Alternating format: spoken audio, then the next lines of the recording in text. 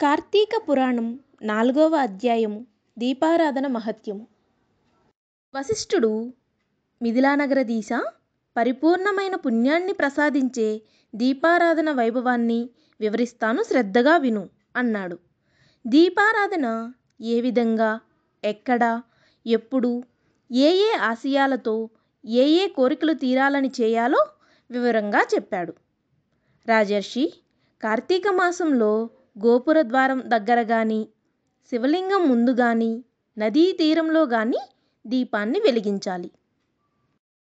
ఆవు నేతితో కానీ, నువ్వుల నూనెతో కానీ, ఇప్ప నూనెతో కానీ, ఆఖరికి ఆముదంతోనైనా సరే దీపాన్ని వెలిగించాలి.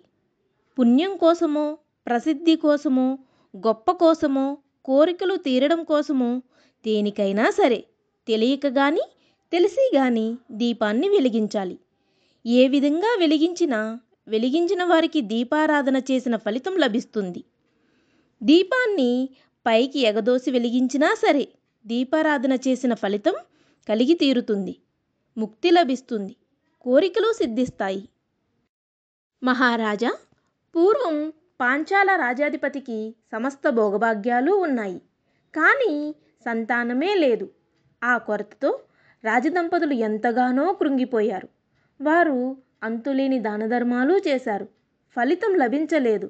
చివరికి రాజు గోదావరి ఒడ్డున తపస్సు చేయడం మొదలుపెట్టాడు. మహారాజు తపస్సు చేస్తున్న సమయంలోనే పిప్పలా మహర్షి అక్కడకు వచ్చాడు. రాజు ఎందుకు తపస్సు చేస్తున్నాడో తెలుసుకున్నాడు. మహారాజా, ఈ కార్తీక మాసంలో జపతపాలు చేయడం కంటే నిత్యం చేసే దీపారాధన వలన నీ కోరిక సిద్ధిస్తుంది అని చెప్పాడు. రాజు వెంటనే తపస్సు మాని రాజధానికి చేరుకున్నాడు. శివప్రీతి కోసం అనేక పూజలు పునస్కారాలు చేసి ప్రతిరోజు దీపారాధన చేశాడు. మహారాజుకి భగవంతుని అనుగ్రహం లభించింది. మహారాణి గర్భమును ధరించింది. 9 నెలలు నిండినాక పండంటి పుత్రుడికి జన్మను ఇచ్చింది. రాజదంపతులు, నగర ప్రజలు ఎంతో సంతోషించారు. రాజ్యమంతటా ప్రతి ఒక్కరికి కార్తీక వ్రతం ఆచరించమని హెచ్చరికలు జారీ చేశాడు. తన కుమారుడికి శత్రుజిత్తు అని పేరు పెట్టి అల్లారు ముద్దుగా పెంచి పెద్ద చేశాడు. లేక కలిగిన సంతానమని గారాబం చేయడంతో శత్రుజిత్తు దుర్వ్యసనాలకు లొంగిపోయాడు. వేశ్యల వెంట తిరుగుతున్న కారణంగా అతడంటే అందరికీ అసహ్యం ఏర్పడింది. ఆ నగరంలో అందమైన ఒక బ్రాహ్మణ ఇల్లాలు ఉండేది. ఒకనాడు శత్రుజిత్తు ఆమెను చూశాడు. మోహపరవశుడై ఆమె వద్దకు వెళ్ళి తన కోరికను తెలియజేసి సురత క్రీడతో తనను ఆనందింపచేయమని అడిగాడు.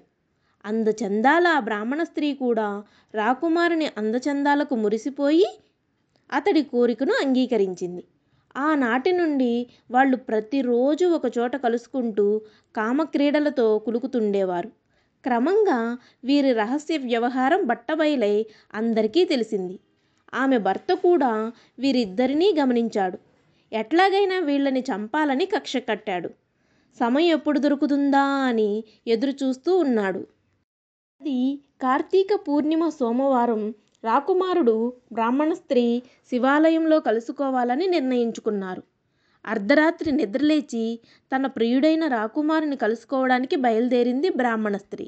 అది గమనించిన ఆమె భర్త సమయం దొరికిందని కత్తి పట్టుకుని ఆమె వెనకాలే బయలుదేరాడు. పాడుపడిన శివాలయం కావడంతో కన్ను కనిపించని కటిక చీకటిగా ఉంది. రాకుమారుడు దీపం ఉంటే బాగుండేది అనడంతో ఆ బ్రాహ్మణ స్త్రీ వెళ్ళి తన చీర కొంగు చింపి వత్తి చేసింది. రాకుమారుడు అవతలకు వెళ్ళి ఆముదం తెచ్చాడు. ఆలయంలోని దీపపు కుందిలో ఆముదం పోసి వత్తి వేసి దీపం వెలిగించారు. ఆ వెలుగులోనే వాళ్ళు సరస సల్లాపాలు ఆడుకుంటున్నారు. తగిన అదను చూసి బ్రాహ్మణ స్త్రీ భర్త వారి దగ్గరకు వచ్చి వారిద్దరినీ నరికేశాడు. ఆ తరువాత ఆ కత్తితోనే తాను పొడుచుకుని మరణించాడు. కైలాసం నుండి శివదూతలు, యమలోకం నుండి యమదూతలు కూడా వారిని తీసుకువెళ్ళడానికి వచ్చారు. శివదూతలు రాకుమారుణ్ణి, బ్రాహ్మణ స్త్రీని రథం ఎక్కించుకుని తమ వెంట కైలాసానికి తీసుకువెళ్ళబోతున్నారు.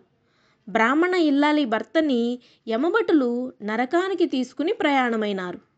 అప్పుడు ఆ విప్రుడు యమదూతలతో, సదాచార సంపన్నుడనైన నన్ను నరకానికి తీసుకుపోవడం ఏమిటి? చెడు ప్రవర్తన గల వారిద్దరిని కైలాసానికి తీసుకుపోవడం ఏమిటి? ఇది మీకేమైనా బాగుందా అని అడిగాడు. చెడ్డవాళ్లను గౌరవించడం ఏమిటి? మంచి వాళ్లకు భరించరాని శిక్షలు వేయడం ఏమిటి అని ప్రశ్నించాడు. అప్పుడు శివదూతలు ఆ విప్రుడితో, నువ్వు మాట్లాడుతున్నది సరికాదు. కార్తీక పూర్ణిమ సోమవారం శివాలయంలో దీపం వెలిగించడంతో వీరు చేసిన పాపాలన్నీ నశించినాయి. పుణ్యలోకాలకు వెళ్ళే అర్హతను దీపారాధనతో వీరు సంపాదించుకున్నారు. నువ్వు ఎంతటి సత్ప్రవర్తన కలవాడవైనా దీపారాధన చేసి పవిత్రులైన వీరిని వధించడంతో పాపం మూటకట్టుకున్నావు. అందుకే నీకు యమలోకం లభిస్తుంది అని సమాధానం చెప్పారు. శివదూతలు చెప్పిన మాటలు విన్న రాకుమారుడు శివదూతలతో, అయ్యలారా, మీరు చెప్పిన మాటలను నేను కాదనగల శక్తి లేనివాడిని. కానీ మేము ముగ్గురం ఒకే సమయంలో శివ సన్నిధిలోనే మరణించాము. కార్తీక మాస దీపారాధన వలన మాలో ఈ విధమైన భేదం కలిగిందంటున్నారు. కనుక దీపారాధన చేయడానికి అవసరమైన నూనెను తెచ్చి శివ సన్నిధిలో దీపం వెలిగించిన నాకు దాని వలన లభించే పుణ్యఫలంలో కొంత ఈ బ్రాహ్మణునికి నేను ధారపోస్తాను. మా ముగ్గురిని శివ సన్నిధికి తీసుకుపొమ్మని చెప్పి తన ఫలితంలో కొంత బ్రాహ్మణునికి ధారపోశాడు.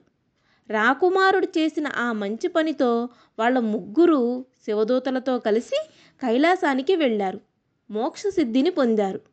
తనను చంపిన వాడిని కూడా రక్షించాలనుకున్న రాకుమారుని మాట వలన క్షమాగుణంతో దేన్నైనా సాధించవచ్చని తెలుసుకుని క్షమాగుణాన్ని అలవాటు చేసుకోవాలని గ్రహించాలి. ఇది 4వ రోజు పారాయణం సమాప్తం.